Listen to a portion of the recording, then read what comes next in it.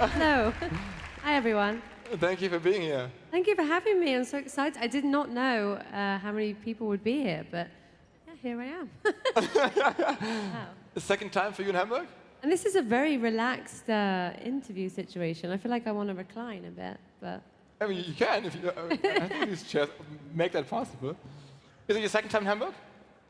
I've been here a few times before. I played shows here, but it's lovely to be back. It's a beautiful city, and yeah, I'm quite overwhelmed, sorry, at the moment.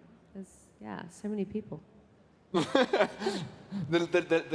most famous show that I know of was at the G20. I mean, when you played. Yes, I did do that. Was that good memory? Yeah, I mean, everybody in the city talked about it, and I mean, everybody was here. Yeah. Was it important for you to do that? I mean, is that something that I mean, did you care about?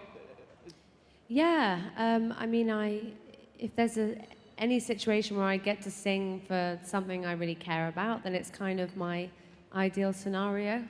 Obviously, I sing, I play shows for my fans, I put shows on for my fans to come and watch, but actually, the idea of using what I do for good and things that I really truly care about is perfect, really, for me. I mean, is that a responsibility that you feel every day? I mean, I try to imagine what it's like to be so influential. You have 40 million people that follow you on Instagram, and like, I mean, you can shape a little bit, help shape the world a little bit, I guess, with what you say and what you do. And do you feel that responsibility every day? I do, and I feel like it just gets bigger and bigger. I often get overwhelmed with wanting to do so many things and wanting to help people, and I do work with the UN, so I work with the environment, and I talk a lot to young people about climate change, which is you know, something that's really been brought to the forefront at the moment on social media and all of my platforms. And yeah, and you're right, every single morning, every time I wake up, I think, what can I do next? And it's a blessing and, you know, sometimes a hindrance to me because at the end of the day, I am just a singer and I write music, but it's so tempting to use your platform for good because, you know, the second I'll put one post out about, you know, a charity I support, and then that charity instantly sees you know, an influx of people coming to support them on their website and giving donations. So it's when you've seen it happen, it's so tempting to keep doing it, you know. Did you ever have I mean, what was your backup plan? Did you have did you ever like study like an education or like after school? Did you like go to college or something, or did you have a plan at least to do something? Yeah, I mean, I was just going to go back home and work. I was at university. I quit university to try and do music, to try and take a journey of music, and I always had a backup plan. I still kind of do. What is the backup plan? Well, I was tempted to go into politics. Politics? Seriously? For my sins, yeah. And actually, I spoke to a couple of politicians, and they were like, "Don't bother." So okay. My dream was quickly taken away. I think we all, you know, want to have more of a say in things, and the most drastic thing I could think of was, well, I'm just going to have to be a politician myself to try and attempt to push things through that I think are good for you know, good for us and good for the planet. So, yeah, I was tempted for a second, and I think maybe no, it's too difficult. Instagram and Facebook both did not exist when I started in music. So, as you can imagine, it's changed a lot. You know, the musical landscape's changed a lot for me. Now it's all about Instagram, whereas before it was about sharing music on SoundCloud and MySpace. And now it's like getting the most likes on an Instagram picture, which is so bizarre, but I'm willing to like ride with the changes, I suppose. So Instagram is something you think about daily? Yeah, I kind of have to. Initially, I rebelled against it, and I didn't like the idea of my life just being condensed, or, you know, being reduced to just pictures and the occasional bit of content. But then I realized that my fans really appreciate seeing what I'm doing, and they appreciate, seeing performances they weren't at. They appreciate seeing me on bad days, and my fans have been so loyal and dedicated, and I have so much respect for them that I'm willing to sacrifice and show a bit of my personal life, because if people are interested, they'll follow me. If they're not, they're not. So I think it's quite a good deal, really. I mean, are you doing your Instagram all by yourself? Is that, or you have a team, or like somebody is like giving you advice, or is Instagram even like helping you, or like how's it happening? To be honest, there are some instances where I might have to post something that I was supposed to post by contract, in which case I don't necessarily feel as I don't feel as compelled to write it myself. But then if it's something to do with me, it's something very personal, something about my charity work, something about a new song, if I have to describe a song or describe my, what's coming, I do it myself. But if there's something I'm less personally attached to, I have no problem with somebody from my team doing it for me. But it's quite rare that they do that. It's usually when I'm on a flight. Some global superstars, artists that have an impact and reach, have decided to start their own brands or like develop their own businesses. Rihanna has done that, many others. Is that something that you can imagine for yourself? Yeah, absolutely. I think with Rihanna's makeup line, Fenty, she did that because there literally wasn't makeup for certain skin tones, and so what she did was remarkable. And I see it as like one of those really special things that other people should like with that platform and with that following should take note of, because it's just brilliant that she did that, and I have so much respect for that. No, I think I would do something. I would start my own thing. But like I said, I think it takes time to really think about the most ideal thing that I can come up with, and I don't want to jump on like fads or phases. I want to do something that's truly authentic and something that's believable and that my fans can access, and that my fans understand is going to be something that I'm really passionate about. So it just takes time and a lot of thinking to come up with. All right. Like I'm like preaching to the choir, but yeah. So it takes quite a lot of thinking. One thing it seems to me at least is really important in order to increase maybe your fan base or like find new people that might like your stuff, is collaborating with other artists. And you recently did a huge piece with Diplo, and I mean, you just mentioned like other collaborations that you did in your earlier days. I mean, is that strategically that you like think about who can I work with, or like whose music do I like, who has like maybe fans that fit my fan base? Well, how do you think about that? I definitely think some collaborations are born out of understanding the reach and understanding who you're. I hate to see it like that, because I come from the world of just collaborating with people because it's fun and because you love an artist so much, you just want to have something with them and you want to create something with them.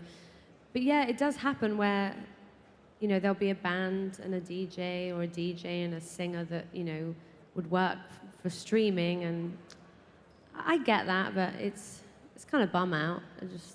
I'd rather do it because I want to do it. But Sway and Diplo was I've worked with Diplo for years, and we love working together, and I think we've got a good thing going, so maybe we'll do. In fact, we may have another song coming. Okay. Oh, wow. I mean, it just goes to show that for me, there's no rules in it, really. I worked with Calvin twice. We also have a third song. I worked with Diplo. And how does this start? I mean, do you call them? Do you send them a DM on Instagram I and just say, hey, you want text to work? them, really, and just say, do you want to do a song? And that's kind of it. I like how organic that is. I like how I don't, it doesn't have to go through management or label. I just say, let's do some music. And they can only say no, like, got nothing to lose, really. So you send him a DM and said, Yeah. hey, you know me, I'm Ellie. Some people reply to their DMs more than their texts, which I find really weird. Like, I swear people check their DMs more than their text messages. So yeah, I'm kind of like DMing a bit more now.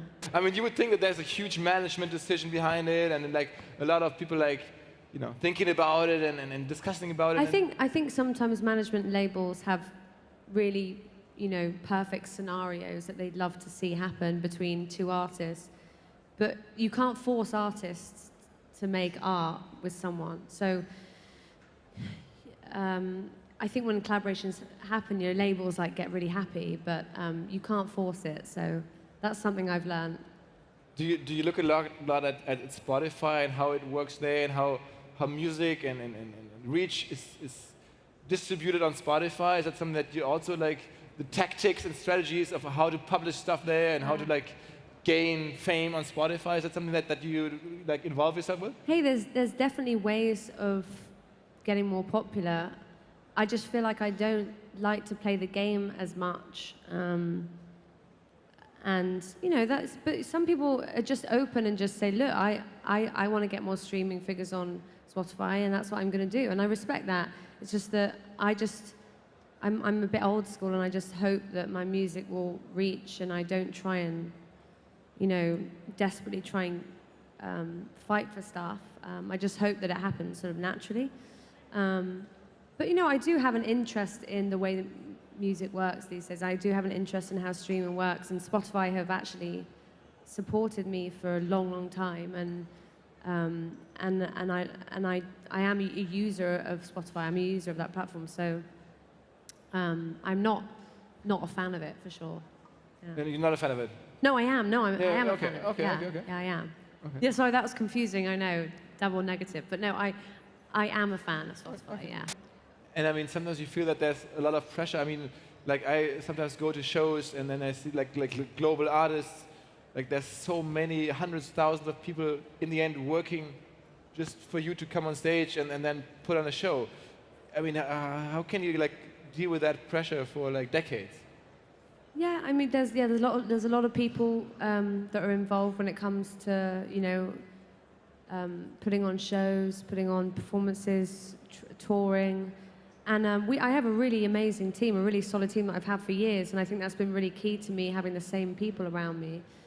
They've seen me grow, they've seen me change, they've heard my voice change, they've heard my songs change. Like, you know, it's really amazing and such a wonderful thing to have people who've been there from the very beginning, because you can't replicate that with people. You can get people who can do their job very well, but you can never replicate people who have been, you know, who've literally lived that journey with you. But if I keep thinking about, you know, everything, if I keep overthinking how far I've got and how many people are involved and what goes into what I do, you know, I never get anything done. So I just have to power through, and that's kind of how I'm trying to think of a better sort of expression, but yeah, I just keep going. I mean, can I? I'm not sure if I'm allowed to, but maybe you should say stop if I can't share this detail. But it's like when we first started discussing you coming here, there was one moment when I was like, that is amazing. I can't believe that just happened. And my colleague came and explained to me how you would like to travel from London to Hamburg and back. Can I share that? Yeah, sure. And then my colleague said, we have this request from Ellie Goulding. She wants, for her flight from Hamburg to London, she wants priority seating. Is that okay on EasyJet? and I was like, what the fuck? Ellie Goulding is flying on EasyJet from Hamburg to London, and she asked for priority seating. That's okay, but I had no idea you were traveling like that. Do they have priority seating on EasyJet? Yeah, do they? I don't know. I mean, all I ask is that I don't go in the middle. Ideally, I wouldn't fly at all, but you know, I have to, because there isn't any other way to get me here quicker within my time frame, and I'm a bit busy. But as long as I'm not in the middle of the plane, because just in case there's you know. I mean, you don't have to excuse yourself for priority seating. It's absolutely okay to have priority seating, I guess. I just have to be somewhere I can escape easily, and not, you know, not in the event of an emergency. I just mean if there's maybe fans or just people who like to film me or take pictures. I mean, I've seen footage of me where people have just filmed me for entire flights and stuff like that. So I don't really want that on the internet. So I just try and keep my head down and yeah. So you're going to Hamburg Airport, checking in at EasyJet, and then there's going to be like all these Hamburg, London tourists and EasyJet travelers, and they'll be like, yeah, well, some of them know you. I'm worried that my bag's a bit too big. This is carry-on, so I just hope that they'll let me, put it up. Okay. It's a bit too big, but I don't know. I mean, that's completely. So It's just in case I get chocolate down me, because I eat a lot of chocolate, and for some reason I always get down me. So it was a spare outfit for just in case. Okay. But I mean, you're not in London Airport. Nobody's coming up to you and like. I mean, there must be picture takers and selfies all over the place. Yeah, it happens, but it's fine. It's fine. Really relaxed. Awesome. Thank you so much for coming here, for being here, for like meeting us, for coming over. Ellie Goulding.